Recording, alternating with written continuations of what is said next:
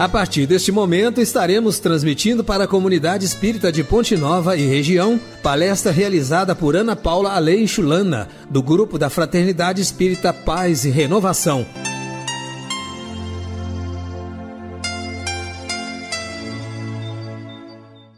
Companheiros de jornada, irmãos e irmãs em Cristo, convido para neste momento pararmos um pouco, respirarmos profundamente, nos desligando das preocupações do dia a dia, para refletirmos sobre algumas ideias e comportamentos que podem nos ajudar a viver melhor. Eu vou começar contando uma história antiga, que diz mais ou menos assim. Um certo dia, um mestre propôs uma experiência curiosa a 5 de seus discípulos.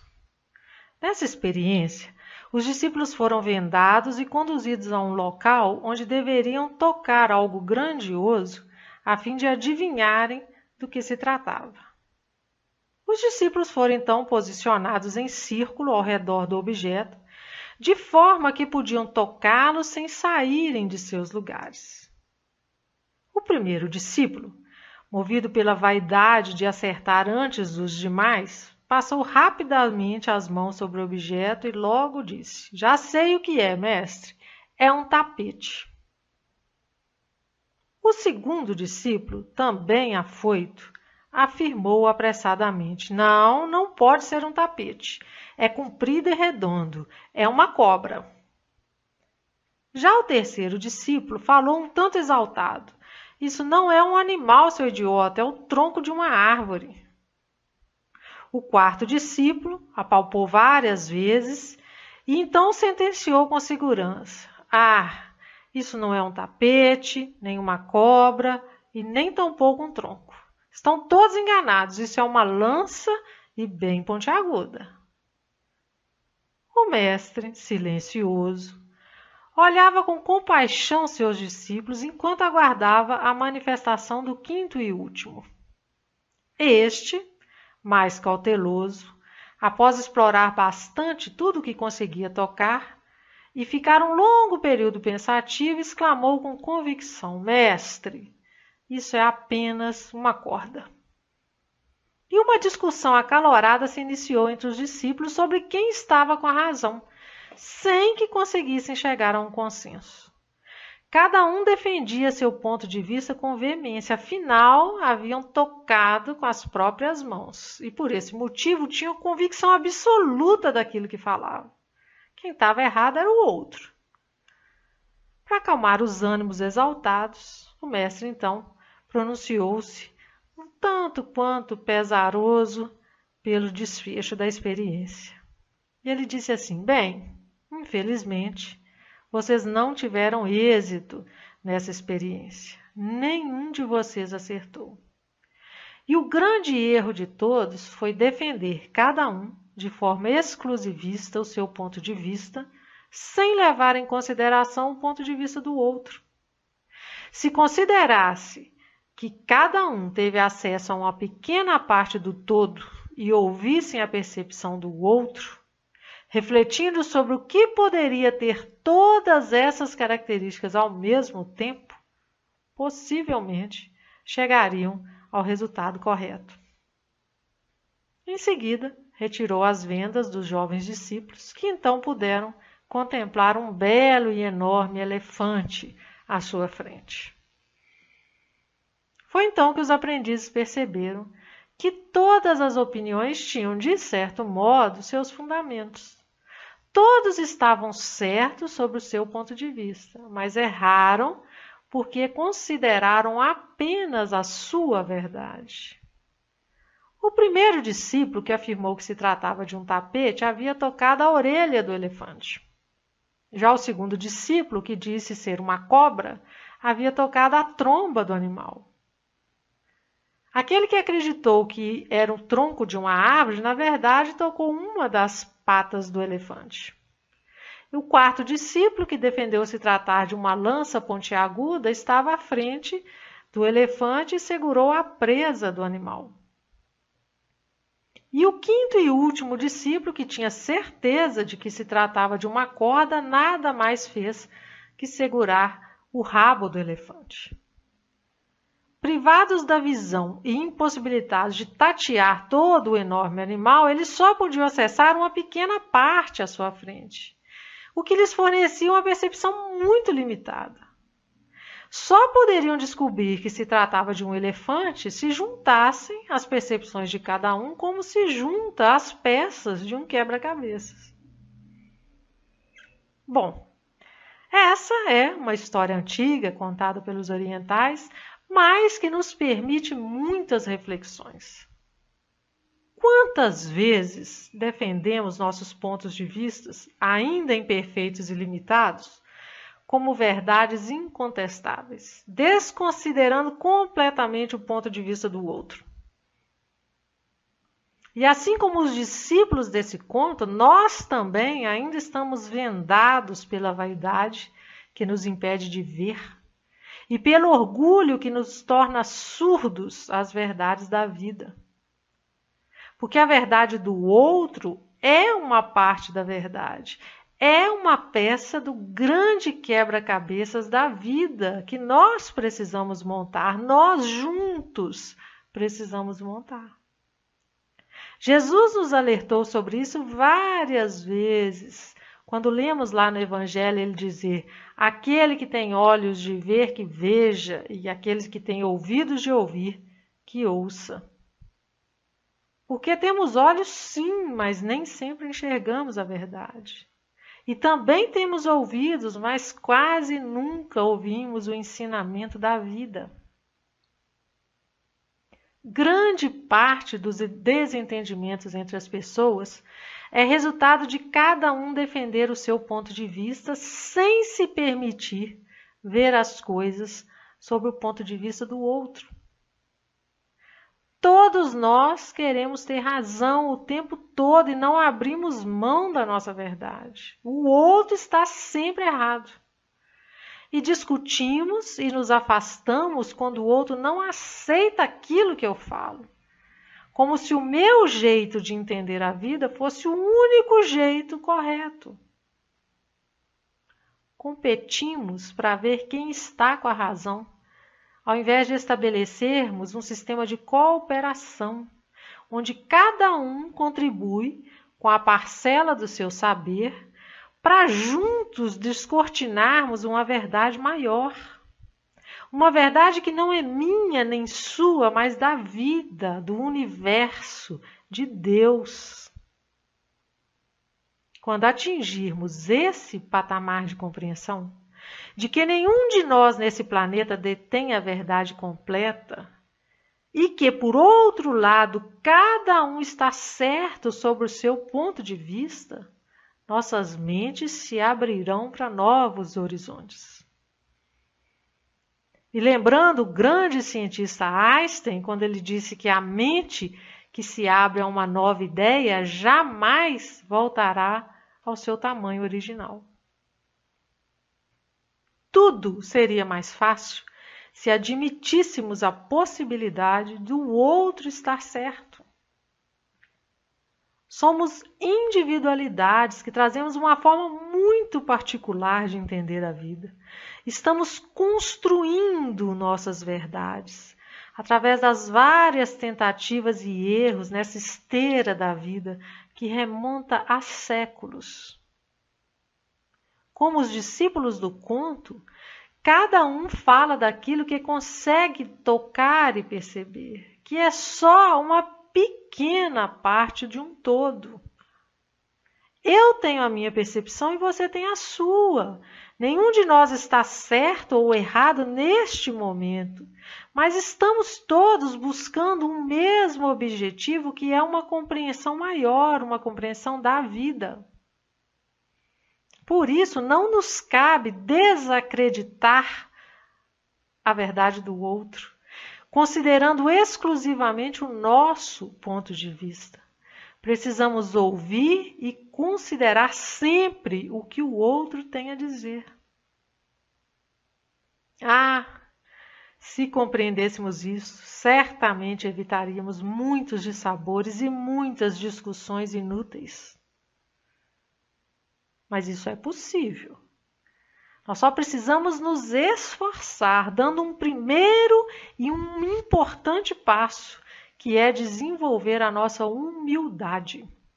Humildade para saber que não somos dono da verdade. E é curioso, nós, seres, na maioria, com inteligências ainda pouco desenvolvidas, nos arvoramos a donos da verdade, metidos a saber mais que todos os outros. E aí, a gente vai ouvir Sócrates, o filósofo grego considerado uma das mentes mais brilhantes de todos os tempos, dizendo que nada sabia. E ainda defendendo a sabedoria está em não pensar e saber aquilo que não sabes. Ele dizia, sábio é aquele que conhece os limites da própria ignorância. Que o início da sabedoria é a admissão da própria ignorância.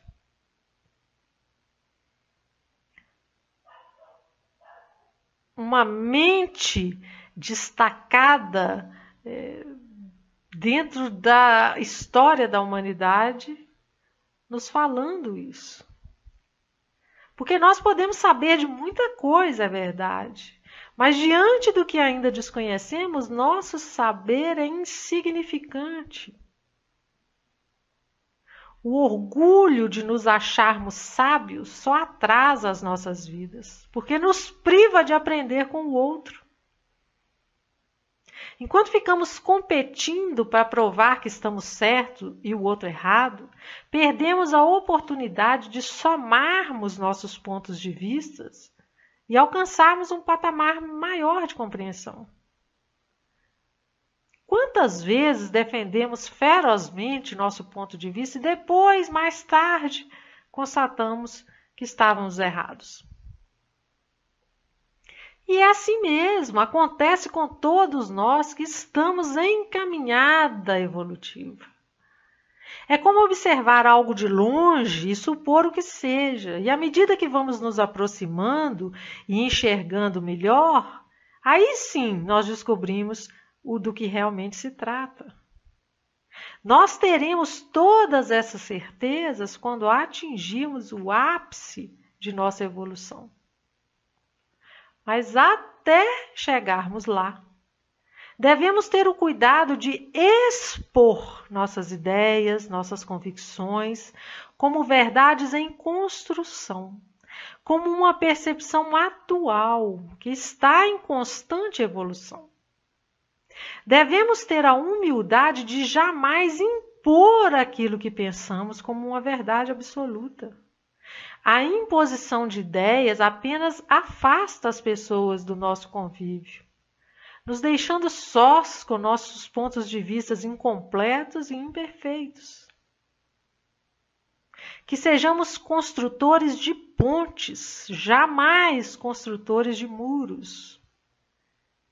Porque o mundo está repleto de muros, afastando as pessoas que pensam diferente. Se eu apoio um determinado presidente e você não, construímos um muro de divisa, direita e esquerda. Se eu torço para o Galo e você para o Cruzeiro, existe um muro entre nós, nos tornamos adversários. Se eu sigo os princípios de uma religião que você não acredita, um muro se ergue entre nós. E assim vamos rotulando, julgando, condenando e nos afastando uns dos outros. Competindo para provar quem está certo. É a isso que o mundo nos induz, a competição. Já a natureza, sábia por excelência, ao contrário do mundo, nos mostra que a cooperação é a melhor opção para o bem de todos. Vejamos o exemplo das formigas. Esses minúsculos seres que se organizam sob um regime perfeito de cooperação, onde se unem para a defesa e manutenção da vida da espécie. Essa cooperação é a base da sobrevivência delas. Se assim não fossem, elas não sobreviveriam.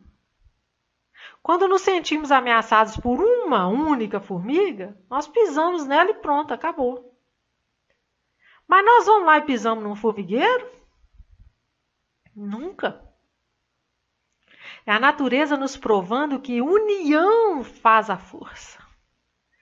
Assim também fazem os pássaros, os peixes, as abelhas, se protegendo sob um regime de cooperação. Quanto mais frágeis somos, mais precisamos nos unir. Nosso inimigo não é o outro, nosso semelhante. Nosso grande inimigo é a ignorância, é a falta de conhecimento. Nossas semelhanças são reais e infinitamente maiores que nossas diferenças, que são superficiais e aparentes. Todos nós temos a mesma origem divina.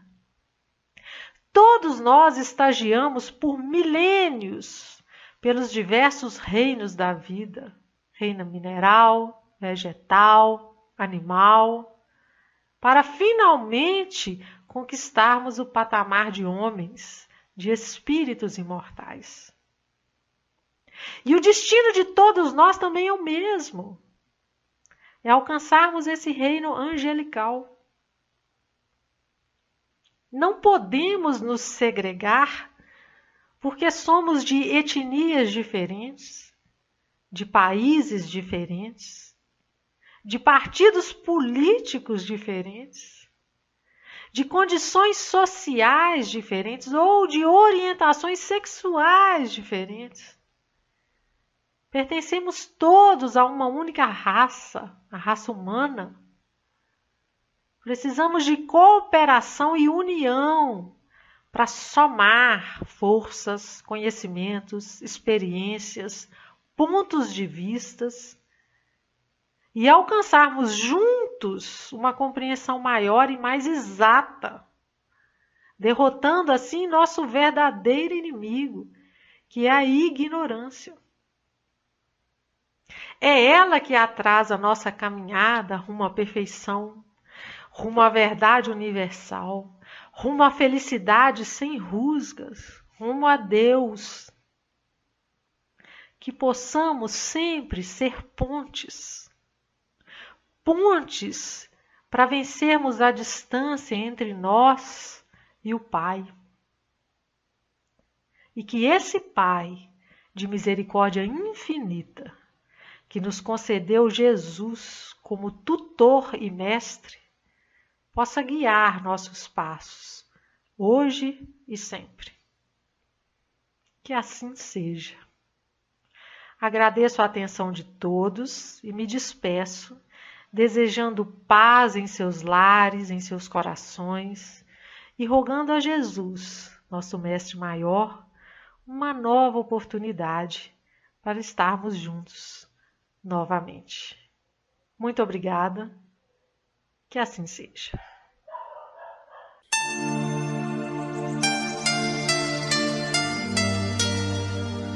Termina aqui a palestra do Grupo da Fraternidade Espírita Paz e Renovação. Boa noite.